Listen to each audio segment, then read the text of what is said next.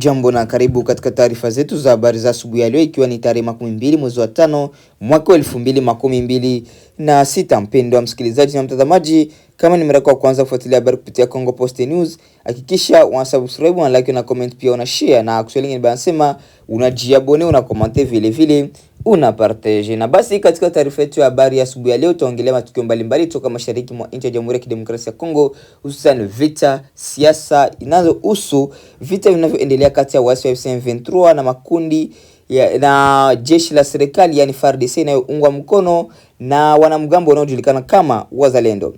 Katika taarifa yetu ya habari ya asubuhi ya leo tutaongelea, tuanze na habari za mapigano makali yanaendelea kushuhudiwa eneo la mashariki mwa Jamhuri ya Kidemokrasia ya Kongo, ambapo jeshi la FARDC likisaidiwa na makundi ya Wazalendo limetangaza kurejesha udhibiti wa maeneo ya Katoi na miti mingi katika eneo la Masisi baada ya mapambano makubwa dhidi ya waasi wa M23. Kwa mujibu wa taarifa zilizopatikana kutoka vyanzo vya ndani ya eneo hilo, operation hiyo ya kijeshi ilianza mapema asubuhi na kuendelea kwa saa kadhaa, huku milio ya silaha nzito nyepesi kisikika kwa muda mrefu katika maeneo ya karibu na Masisi. FARDC pamoja na Wazalendo walidai kufanikiwa kuwasukuma nyuma waasi wa M23 waliokuwa wamejikita katika maeneo hayo kwa muda. Mashuhuda waliopo karibu na maeneo ya mapigano wanasema hali ilikuwa ya taharuki kubwa, huku baadhi ya nyumba zikifungwa na wananchi kuanza kukimbia kuelekea katika maeneo yanayoonekana kuwa salama zaidi. Wengine walionekana wakibeba watoto na mizigo yao wakikwepa mapigano ambayo yamekuwa yakiendelea au ambayo yalikuwa yakisababisha hofu kubwa kwa raia. Taarifa zinaeleza kuwa baada ya kurejesha udhibiti wa Katoi na miti mingi, vikosi vya FARDC vinaendelea na operation za msako maarufu kama ratissage kwa lengo la kuwatafuta waasi wanaodaiwa kujificha katika misitu na maeneo ya milimani yanayozunguka vijiji hivyo. Operation hizo zinaendelea chini ya ulinzi mkali, huku jeshi likijaribu kuhakikisha maeneo hayo hayarudi tena mikononi mwa waasi. Eneo la Masisi limekuwa moja ya maeneo yenye migogoro ya mara kwa mara katika jimbo la Kivu Kaskazini. Kwa muda mrefu sasa mapigano kati ya FARDC, Wazalendo na waasi wa M23 yamesababisha maelfu ya wananchi kuhama makazi yao. Miundombinu kadhaa pia imeharibiwa, huko shughuli za kijamii na kiuchumi zikisimama katika baadhi ya vijiji. Wachambuzi wa masuala ya usalama wanaeleza kuwa kurejeshwa kwa Katoi na miti mingi ni hatua muhimu kwa FARDC katika mkakati wake wa kuzuia kusambaa kwa waasi katika maeneo ya Masisi. Ushindi huo unaweza kusaidia kufungua baadhi ya njia muhimu zinazounganisha vijiji vya eneo hilo na miji mingine ya Kivu Kaskazini. Hata hivyo, pamoja na mafanikio hayo ya kijeshi, hali ya kibinadamu inaendelea kuwa mbaya. Mashirika ya misaada yanaonya kuwa idadi ya wakimbizi wa ndani inaendelea kuongezeka kila siku kutokana na mapigano yanayoendelea. Wananchi wengi wanakabiliwa na ukosefu wa chakula, huduma za afya pamoja na makazi salama. Serikali ya Jamhuri ya Kidemokrasia ya Kongo inaendelea kusisitiza kuwa itaendelea na operation dhidi ya waasi wa M23 hadi kurejesha mamlaka kamili ya dola katika maeneo yote yanayodhibitiwa au yanayoathirika na vita. Kwa upande mwingine, jumuiya ya kimataifa inaendelea kutoa wito wa kusitishwa kwa mapigano na kuheshimiwa kwa makubaliano ya amani yaliyowekwa kwa ajili ya kupunguza machafuko mashariki mwa Jamhuri ya Kidemokrasia ya Kongo. Hadi tunakuandalia taarifa hii, hali katika maeneo ya Katoi na miti mingi bado inaelezwa kuwa ni ya tahadhari kubwa, huku wanajeshi wa FARDC na Wazalendo wakiendelea kufanya doria na kuhakikisha usalama unaimarishwa tena. Tujielekeze moja kwa moja katika eneo la Kivu Kusini. Mvutano wa kijeshi unaendelea kuongezeka mashariki mwa Jamhuri ya Kidemokrasia ya Kongo, hususan katika maeneo ya nyanda za juu za Fizi karibu na Minembwe, ambako jeshi la FARDC limetangaza kuharibu ndege nyingine isiyo na rubani maarufu kama drone inayodaiwa kuwa ya jeshi la Rwanda. Kwa mujibu wa taarifa zilizopatikana jana tarehe 19 mwezi wa 5 mwaka 2026, drone hiyo imeharibiwa saa chache baada ya FARDC kutangaza kuwa tayari ilikuwa limedungua ndege mbili isiyo na rubani ya kijeshi katika eneo hilo. Hali hiyo inaleta jumla ya ndege 3 zisizo na rubani zilizoharibiwa ndani ya siku moja katika mapigano yanayoendelea kwenye maeneo ya Minembwe na viunga vyake. Taarifa kutoka vyanzo vya kijeshi vinaeleza kuwa drone hizo zilikuwa zikifanya operation ya anga katika maeneo yenye mapigano makali kati ya FARDC, makundi ya wazalendo ikipambana na waasi wa M23 Twirwaneho wanaodaiwa kuungwa mkono na Kigali. Jeshi la Jamhuri ya Kidemokrasia ya Kongo limesema mashambulizi hayo yanaonyesha kile limekiita ukiukwaji wa wazi wa makubaliano ya kusitisha mapigano, na kuongeza kuwa matumizi ya drone hizo inaendelea kuhatarisha maisha ya raia wanaoishi katika maeneo ya Minembwe, Fizi na vijiji vya jirani. Mashuhuda waliopo katika maeneo ya mapigano wanasema milio mikubwa ya milipuko ilisikika mapema asubuhi ya jana hadi mchana, huku baadhi ya wananchi wakilazimika kukimbia makazi yao kwa hofu ya mashambulizi ya anga. Wengine walieleza kuwa mifugo pia imeathirika kutokana na mabomu yaliyorushwa katika maeneo ya malisho. Kwa muda mrefu sasa, eneo la Minembwe limekuwa kitovu cha migogoro ya silaha kati ya vikundi mbalimbali vyenye silaha. Wananchi wa eneo hilo wamekuwa wakikumbwa na hali ngumu ya kibinadamu, ikiwemo ukosefu wa usalama, kuhama kwa raia pamoja na uharibifu wa mali. Serikali ya Jamhuri ya Kidemokrasia ya Kongo inaendelea kushtumu Rwanda kwa kuunga mkono waasi hao wa M23 pamoja na makundi pamoja na washirika wake, madai ambayo Kigali imekuwa ikikanusha mara kwa mara. Hata hivyo, tukio la kuharibiwa kwa ndege 3 ndani ya siku moja inaendelea kuongeza mvutano wa kisiasa na kijeshi kati ya nchi hizo mbili jirani. Wachambuzi wa masuala ya usalama wanaamini kuwa matumizi ya ndege zisizo na rubani katika vita vya mashariki mwa Jamhuri ya Kidemokrasia ya Kongo yanaonyesha namna mapigano hayo yanaendelea kubadilika kiteknolojia. Hatua ya FARDC kuweza kuzidungua drone hizo inaweza kutafsiriwa kama juhudi za kuimarisha uwezo wake na kulinda anga katika maeneo yenye migogoro.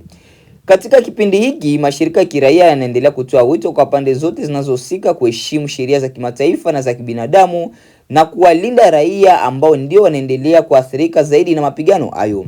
Hadi tunakuandikia taarifa hii habari katika eneo la Minembwe na maeneo ya Fizi, inaelezwa kuwa bado ni mbaya, huko operesheni za kijeshi zikiendelea chini ya uangalizi mkali wa vikosi vya FARDC. Baada ya kusikiliza taarifa zetu mbalimbali kutoka mashariki mwa Jamhuri ya Kidemokrasia ya Kongo, basi acha ni kuingia moja kwa moja na habari za kimataifa. Mpendwa msikilizaji na mtazamaji, karibu katika taarifa hii kuu ya asubuhi.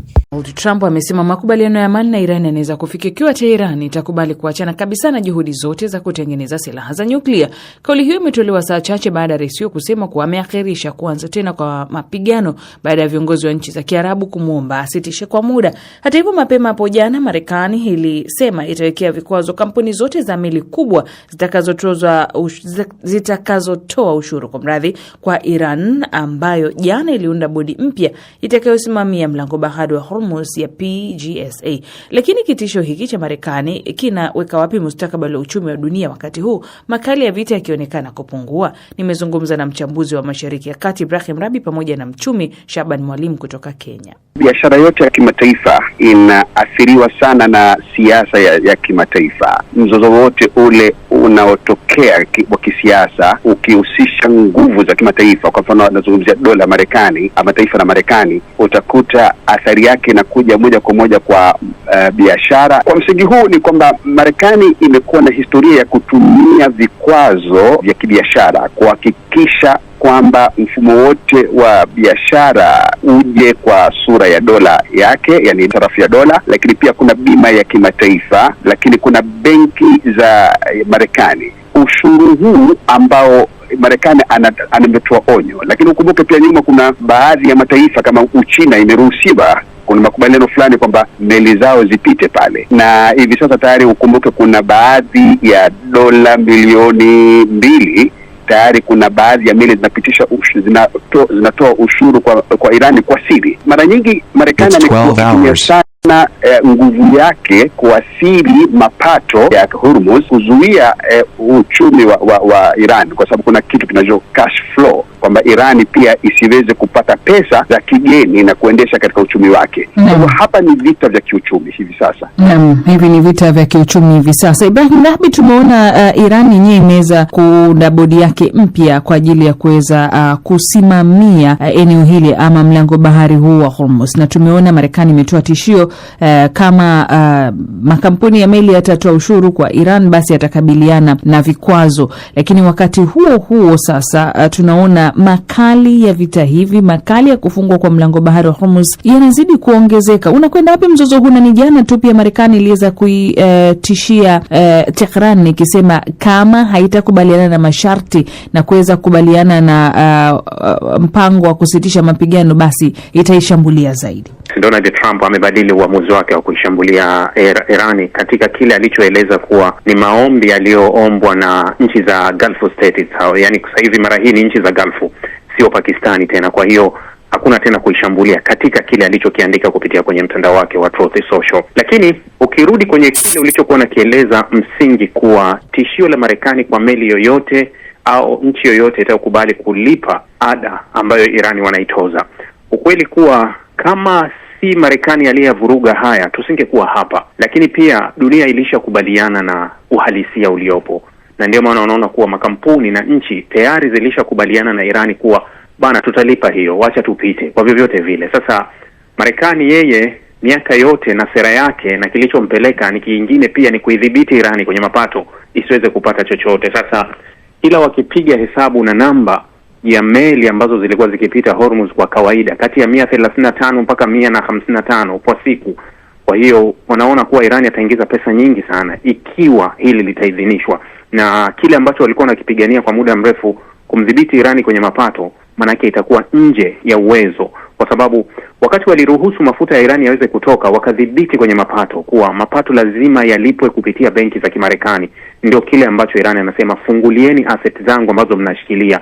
Zaidi ya dola bilioni 80 ziko nje za Irani ambazo zinashikiliwa kwenye mabenki mbalimbali duniani ambapo hawawezi kupewa. Sasa hii ya meli, hizi fedha hazilipwi katika muktadha ule wa Marekani, zitakuwa zinakwenda moja kwa moja kwa Irani. Hiyo ndio hofu kubwa. Kwa hiyo tunaweza tukasema kuwa huku tunakokwenda na huu mtanziko, kuanzia aliyeuanzisha ni Marekani mpaka ametufikisha hapa ni Marekani, lakini pia hata pale dunia inapotaka kujaribu kupata nafuu, Marekani anaongeza tena mafuta. Tunarudi pale pale, kwa sababu kama lingeachwa na meli zikaendelea kupita, manake dunia ingepata nafuu, lakini Marekani hataki, kwa sababu fedha atapokea Irani na Omani, hilo halitaki. Kwa hiyo tupo kwenye matatizo ambayo yalitengenezwa na wale wanataka tubaki kwenye yale matatizo. Naam, wameyatengeneza na bado wanazidi kuongeza makali. Shaban Mwalimu, tumeona makali ni dhahiri shahiri. Kwa mfano tu tumeshuhudia hapo jana maandamano makubwa nchini Kenya kutokana na kupanda maradufu tuseme kwa bei ya mafuta, hali inayopelekea pia kupanda kwa gharama za maisha. Mataifa mengi yameathirika, si tu Afrika Mashariki, tuseme tu ni karibu duniani kote. Sasa suluhu ni nini hapa? Kwa sababu kila tunapoona kuna poa, kama alivyosema Ibrahim Rabi, ni kwamba wale waliopooza wanawasha moto tena. Marekani ana sera za ubabe, na sera hizi zimekuwa zikiwilika hata katika swala la kudhibiti biashara ya mafuta. Na mzozo unapotokea katika Ghuba au katika Mashariki ya Kati, utakuta Marekani ana udhibiti anavyotaka yeye, na bila shaka anaathiri uzalishaji wa mafuta, anaathiri usambazwaji wa mafuta. Hilo ndilo huweza kupandisha bei ya mwisho kabisa, ambayo ndio wana Afrika Mashariki hapa tunaihisi sasa kwa Kenya hapa, au labda pia kwa Tanzania, lakini kwa Kenya hapa tunashuhudia maandamano. Cha kufanya ni kipi? Ni muhimu katika uchumi kwanza tuangalie nchi zetu za Afrika au nchi nyingi ulimwenguni leo zinategemea sana ule tunasema net importing economy, mambo ya kuagiza sana bidhaa kutoka nje pasi na kuangazia zaidi kuzalisha nchini, yani kuzalisha ndani ya nchi. Kwa maana haya suluhisho badala ambalo nchi yoyote inataka kuwa huru kiuchumi, isitegemee sana kuagiza bidhaa nje, bali iwekeze zaidi katika kilimo, iwekeze zaidi katika kufaidika na zile rasilimali zilizoko hapa. Lakini vile vile kuna masuala ya omba. Nchi zetu zimekuwa na hulka hii ambayo ndio inayomaliza nchi hizi, kwamba kila mwaka zinajipata kwamba zina nakisi kubwa ya bajeti, kila mwaka zina mrundiko wa madeni, kwa sababu zinaomba mataifa ambayo yanaitwa wafadhili, na kisha mwisho tunajipata na mrundiko ya mariba, na inapelekea maisha kuwa magumu zaidi, kwa sababu kiwango kikubwa cha riba. Bila shaka serikali inabidi ikaze na iweze kuwatoza kodi wananchi, na ukiwatoza kodi wananchi unapunguza kasi yao ya ununuzi, unapunguza mapato yao, na bila shaka maisha yanakuwa ni magumu. Ibrahim Rabi, sasa nini kinachofanya mzozo huu uzidi kufukuta kila inapoitwa leo? Makali yanapungua, makali yanaongezeka. Kwenye taswira ambayo duniani inaonyesha au watu wanavyotazama huu mgogoro, utaona kuwa watakwambia ni mgogoro kati ya Marekani na Irani. Hiyo ndio taswira ambayo inakuja, lakini nyuma ya hilo huu mgogoro uko zaidi ya hapo. Kuna Marekani, Israeli na Irani. Sasa unaweza ukasema kile ambacho wachambuzi wengi hata wa Marekani wanakubaliana kuwa Marekani yuko kwenye vita kuwakilisha. Nadhani na Donald Trump alijichanganya juzi naye akazungumza kauli ambayo Marco Rubio amewahi kuizungumza kuwa tuliingia kwenye vita kwa sababu ya Israeli. Nadhani ni hivyo. Maamuzi yoyote ambayo yatapelekwa kwenye meza, hakuna makubaliano ambayo ni rafiki upande wa Israeli ambayo yatamalizika kwenye meza, hayapo. Kama ingekuwa ni vita ya Irani na Marekani, hata yale mazungumzo ya kwanza yangetosha kumaliza mzozo. Lakini hata walipokuja kwenye mazungumzo ya pili, Irani alimpa ofa nyingi zaidi Marekani. Manake kuwa Marekani hakuwa na sababu yoyote ya msingi ya kuivamia Irani, lakini halikuwa lake. Wenye vita na wanaoisukuma hii vita bado wanaona kuwa haitoshi kuimaliza vita kupitia meza, ila wanaamini uwezo wanayemtuma kwenye vita kuwa anaweza tukapata chochote. Kwa hiyo hapo ndio dunia inapozidi kuwa kwenye wakati mgumu zaidi. Dunia bado inaendelea kuwa katika wakati mgumu zaidi, ndivyo anavyomaliza mchambuzi wa masuala Mashariki ya Kati. Hapo ndivyo tunapohitimisha matangazo yetu ya asubuhi ya leo, ikiwa ni tarehe 12 mwezi wa 5 mwaka 2026. Mpendwa msikilizaji na mtazamaji, acha tuendelee kutusha shukrani zetu za dhati kwa wote wanaoendelea kuchagua Kongo Post News kama kituo chao chema na bora cha matangazo. Niana mazungumzo ya kila siku ni hakikisha tunaletea habari sahihi na za kuaminika tena kwa muda muafaka. Basi tukutane katika taarifa yetu ya habari za mchana wa leo tarehe 12 mwezi wa 5 mwaka wa 2026. Asante kwa asubuhi ya leo na kutakia asubuhi njema.